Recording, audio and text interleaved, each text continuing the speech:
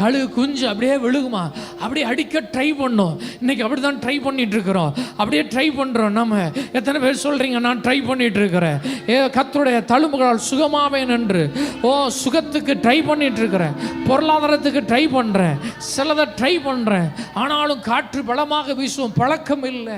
ஊட்டி விட்டு சாப்பிட்ட கழுகு குஞ்சுக்கு பழக்கம் இல்லை.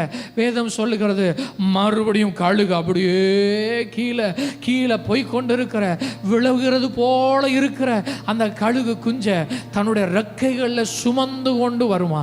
அப்படியே ரெக்கைகளில் சுமந்து கொண்டு மறுபடியும் வருமா. எத்தனை பேர் சொல்றீங்க நான் உங்களை திக்கற்றவர்களாக விடேன் என்று சொன்னவன், நான் உங்களை தனியாக விட மாட்டேன், நான் உன்னை அப்படியே போன்னு விட மாட்டேன், அப்படியே உன்னை கோணலான பாதையில் விட மாட்டேன். நாம் அழுகிறோம், நாம் கவலைப்படுகிறோம், மறுபடியும் விசுவாசிக்கிறோம், நாம் ரெக்கைகளை அடிக்கிறோம், மறுபடியும் பயப்படுகிறோம். ஆனால் உங்களுக்கு ஒன்று ஞாபகப்படுத்துகிறேன், நம்மை உற்று நோக்கி கொண்டிருக்கிற ஒரு தாய் கழுகு இருக்கிறது. அது பறந்து வரும், அது கீழே விழுவதற்கு முன்பதாக தன் ரெக்கைகளை சுமக்கும், மறுபடியும் நம்மை மேலே எடுத்துட்டு போகும்.